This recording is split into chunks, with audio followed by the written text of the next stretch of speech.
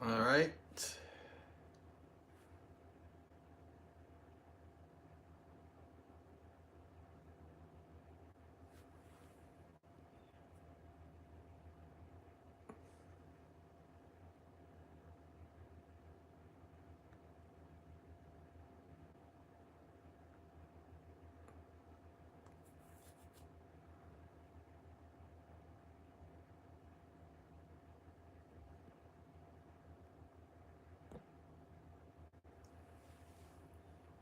Welcome, Dee Dee.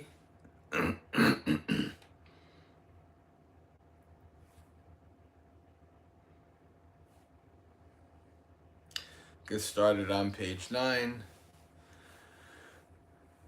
Oh no, Thursday, English Day, page 10. Hamish, the Sublime One, the Worthy One, the Fully Enlightened One. Hamish, the Sublime One, the Worthy One, the Fully Enlightened One. Hamish, the Sublime One, the Worthy One, the Fully Enlightened One.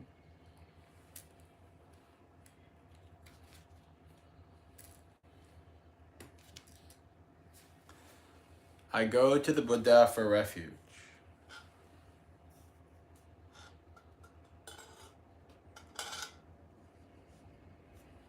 I go to the Dhamma for refuge.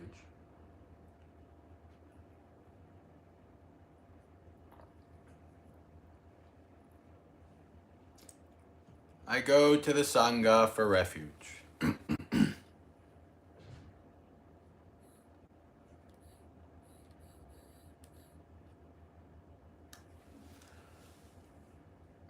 A second time I go to the Buddha for refuge.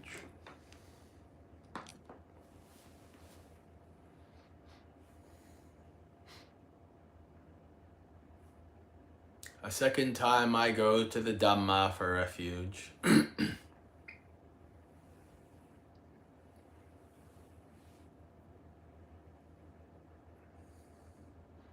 A second time I go to the Sangha for refuge.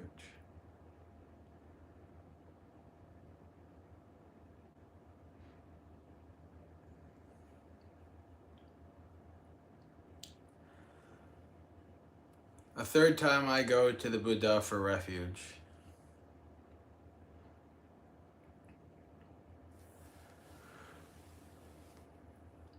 A third time I go to the Dhamma for refuge.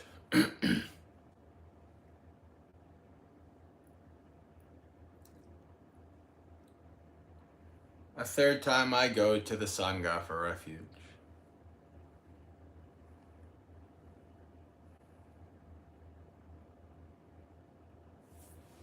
The 3 refuges are complete.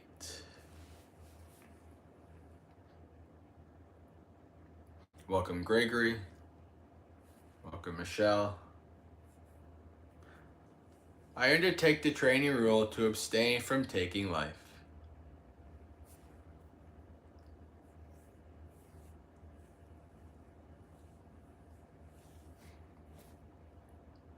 I undertake the training rule to abstain from taking what is not given.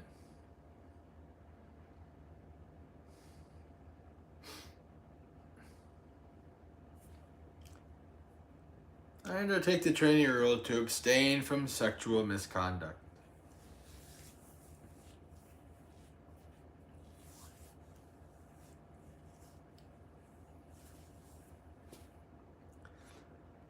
I undertake the training rule to abstain from false speech.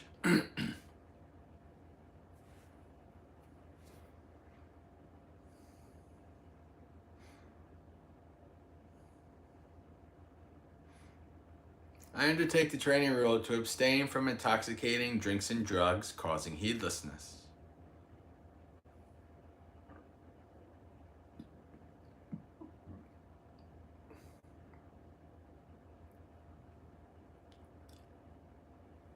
Having well undertaken and kept the 5 precepts together with the 3 refuges, one should strive on with diligence. With morality, good rebirth is gained. With morality, wealth is achieved. With morality, perfect peace is attained. Therefore, morality should be purified. Welcome, Gautam and Bella.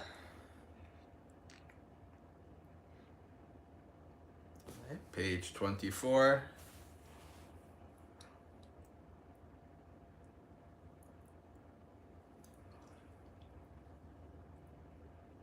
Homage to the Sublime One, the Worthy One, the Fully Enlightened One.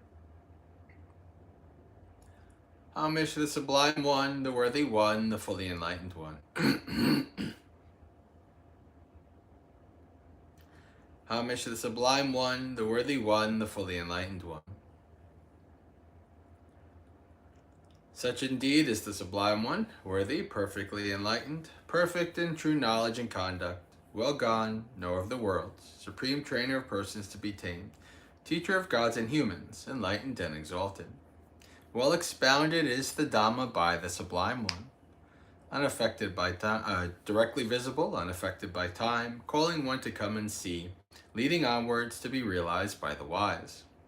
The order of the Sublime One's disciples is practicing well. The order of the Sublime One's disciples is of upright conduct.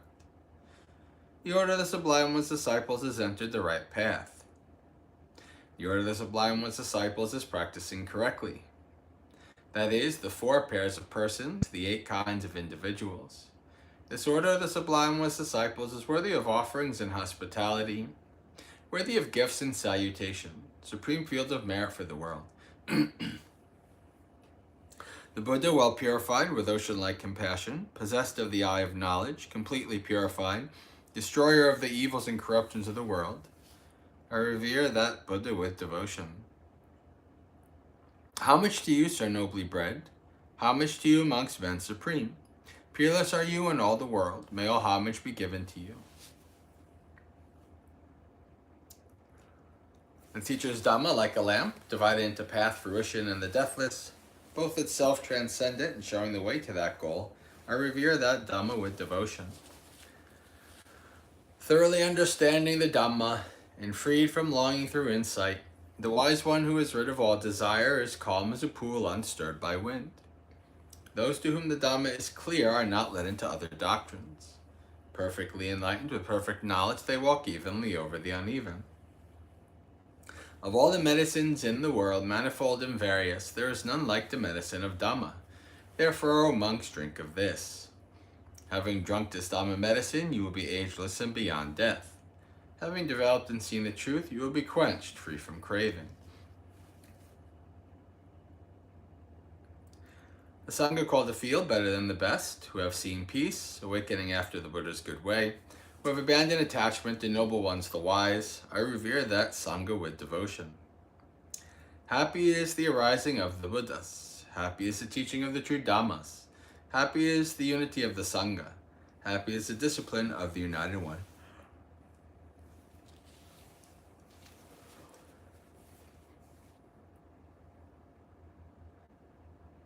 They go to many a refuge, those who have been struck by fear. They go to the mountains and forests, to parks and trees and shrines, but none of these is a secure refuge. None is the refuge supreme. Not by relying on such a refuge can one be freed from all suffering. The one who has gone for refuge to the Buddha, Dhamma, and Sangha sees with perfect wisdom the 4 noble truths. Suffering, the arising of suffering, the transcending of suffering, and the Noble Eightfold Path that leads to suffering's final end. This is the refuge to the secure. This is the refuge to the supreme. By relying on such a refuge as this, one is released from all suffering. By this practice of Dhamma in accord with the Dhamma, I respect the Buddha. By this practice of Dhamma in accord with the Dhamma, I respect the Dhamma. By this practice of Dhamma in accord with the Dhamma, I respect the Sangha.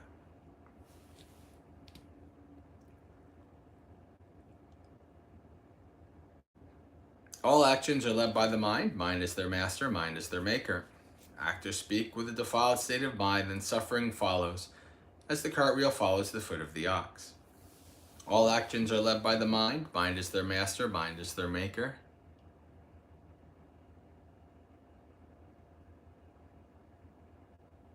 Actors speak with a pure state of mind, then happiness follows as your shadow follows you without departing. Impermanent are all conditioned things, affected by rising and falling away. Having arisen, they then must cease. Blissful is it when they subside. Abstaining from all evil, doing what is good, cleansing one's mind, this is the teaching of all the Buddhas. Patience is the highest practice. Nibbana is supreme, say the Buddhas. A mendicant does not harm others. A recluse oppresses no one. Not insulting, not harming, restrained according to the moral code, moderating in food, dwelling in solitude, engaging in higher mental development. This is the teaching of all the Buddhas.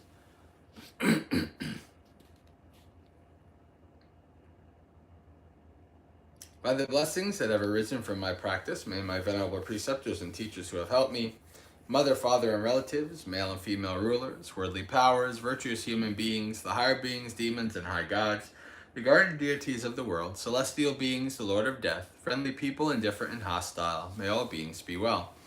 May the skillful deeds done by me bring you threefold bliss. May this quickly bring you to the deathless. By means of this meritorious deed and through this aspiration, may I quickly attain the cutting off of craving and clinging. Whatever faults I have until I am liberated, may they quickly perish. Wherever I am born, may there be an upright mind, mindfulness and wisdom, austerity and vigor. May no harmful influences weaken my efforts. The Buddha is the unsurpassed protector. Dhamma is the supreme protection. Peerless is the silent Buddha. The Sangha is my true refuge. By the power of these exalted ones, may I rise above all defilements. By means of this meritorious deed, may I never join with the foolish. May I join always with the wise until the time I attain Nibbana. May the suffering be free from suffering. May the fear-struck be free from fear. May the grieving be free from grief. So too may all beings be. From the highest realm of existence to the lowest, may all beings arisen in these realms, with form and without form, with perception and without perception, be released from all suffering and attain to perfect peace. Excellent, excellent, excellent.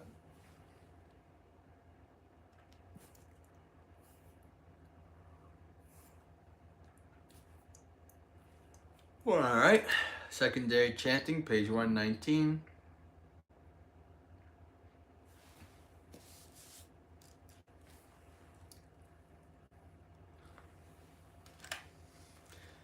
Anattalakkhana Sutta.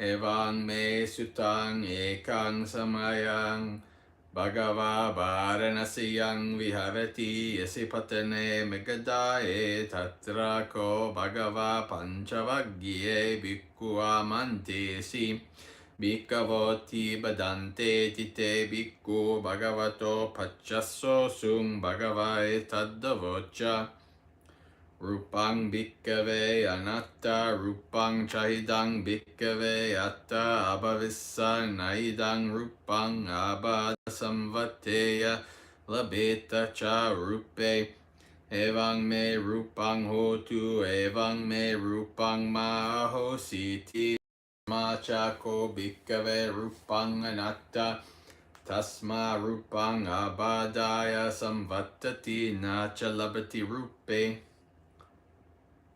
evang me rupang hotu evang me rupang mahositi Vedana bhikkave anatta vedana chahidang bhikkave yatta abhavissa nayidang yat vedana abadaya samvatteya labeta cha vedanaya evang me vedana hotu evang me vedana mahositi yasma chako bhikkave vedana anatta tasma vedana abhadaya Samvattati nacha labati vedanaya evang me vedanang hotu evang me vedana mahositi Sanya bhikkave anatta sanya chahidang bhikkave atta abhavissa nayidang sanya abadaya samvatteya labeta cha sanyaya Evang me sanya hotu evang me sanya mahositi yasma chako bhikkave sanya anatta tasma sanya abadaya samvattati Nachalabhati sanyaya evang me sanya hotu evang me sanya mahositi Sankara bhikkhave anatta sankara chahidang bhikkhave yatta abhavissam samsuye na idang sankara abadaya samvatteyang labeta cha sankaresu evang me sankara hutu evang me sankara maahe sunti Yasma chako bhikkhave sankara anatta tasma sankara abadaya samvattanti nacha labhati sankaresu evang me sankara hotu evang me sankara maahe sunti. English?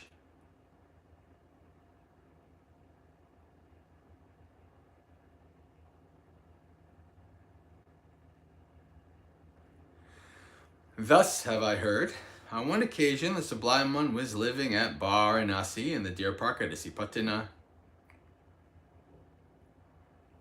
There he addressed the group of 5 bhikkhus thus. Bhikkhus, Venerable Sir, they replied, the Sublime One said this. Bhikkhus, form is not self. If form were self, then form would not be prone to affliction. And it would be possible to say, let my form be thus, let my form not be thus. Because form is not self, form is prone to affliction.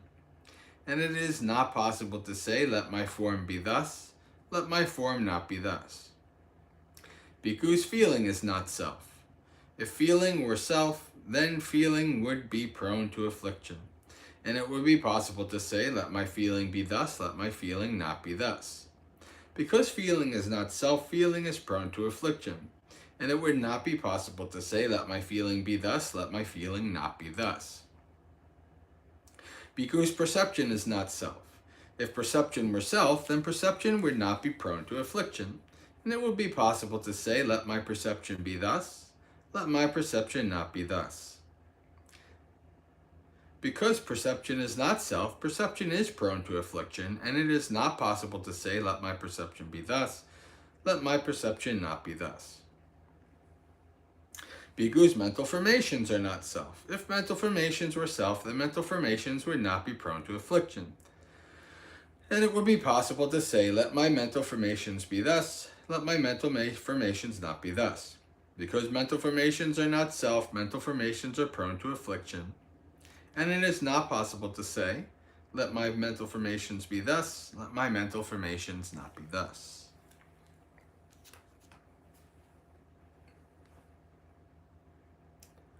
All right, we'll go to our thought of the day.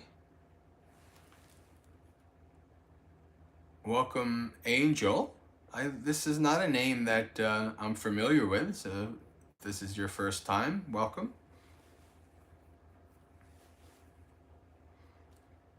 So we are on page 85 for the thought of the day. We are going to be doing the second quatrain, the second group of 4. Uttahatta nisidatta dalhang sikkata santiya mavopam mate vinyaya machoraja amohitta vasanuge. Get up and sit, train hard for peace. Let not Mara know that you are negligent, deluded, and under his control.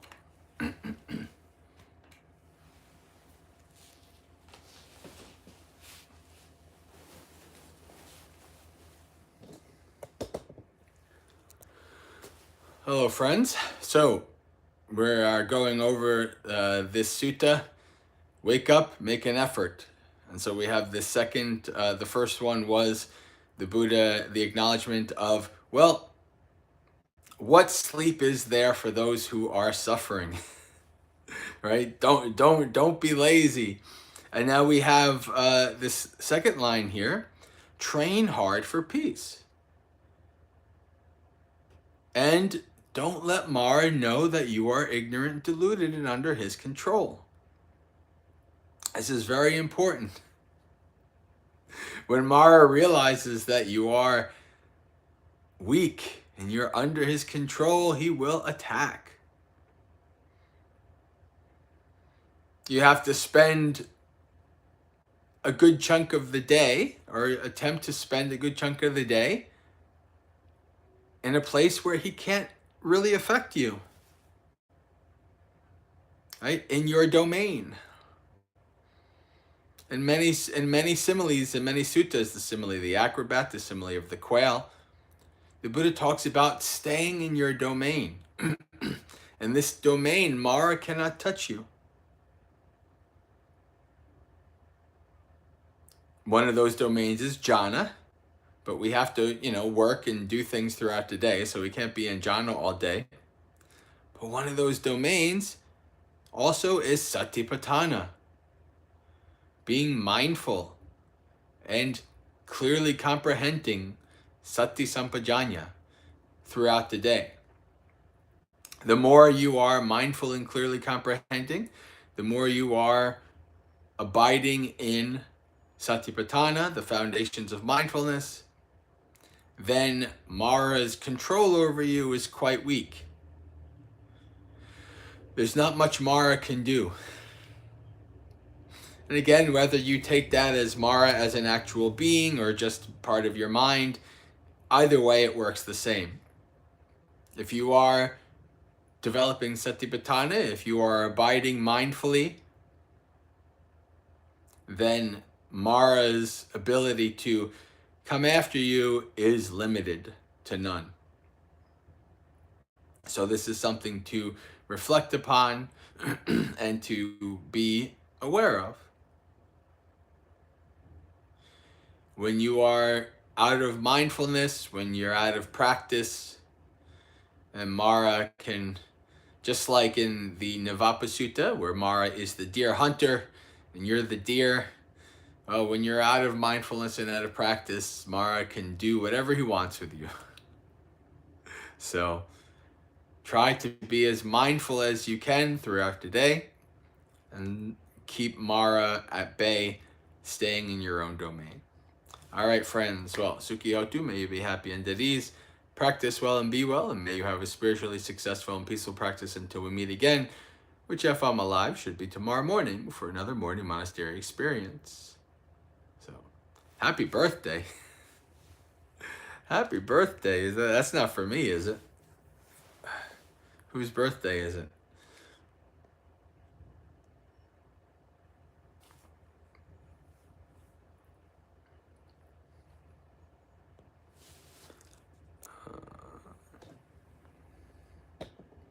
So, as Didi requested, I should probably explain. There's two new things on the altar. The first is this little bag right here, and then these. So this was given to me when I was at in Seattle at the ordination. So Ajahn Nisabo and Ajahn Kovilo, was it them? I believe it was them. Well, anyway, this was gifts that were given to me while I was over there in Seattle, and it's seeds from the Bodhi tree in Bodh Gaya and leaves from the Bodhi tree in Bodh Gaya. So, and then, of course, over here, we have the soil from all four of the holy sites in India. So the altar is growing from ancient Buddhist sites articles. That's where we're at. All right, friends. So for those of you staying for the meditation, as usual, it begins and ends at the bell. Have a good day.